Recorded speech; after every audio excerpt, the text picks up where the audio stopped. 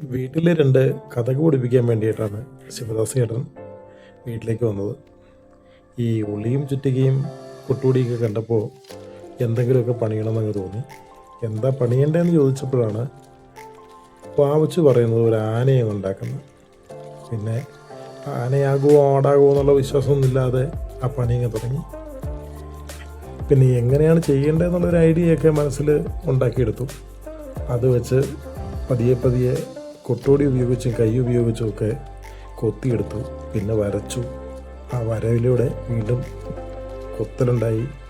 അത് കഴിഞ്ഞപ്പോൾ സാൻഡർ ഉപയോഗിച്ച് പതിയെ ഒന്ന് മിനുക്കിയെടുത്ത് ഒരു രൂപമാക്കി എടുത്തു എന്ന് തോന്നി. എല്ലാം കഴിഞ്ഞപ്പോഴുള്ള അവസാന രൂപം ഇങ്ങനെയാട്ടോ. എനിക്ക് ഇത് തുടരണോ അതോ അവസാനിപ്പിക്കണോ എന്നൊക്കെ നിങ്ങൾക്ക് കമൻറ്റ് ചെയ്യാം.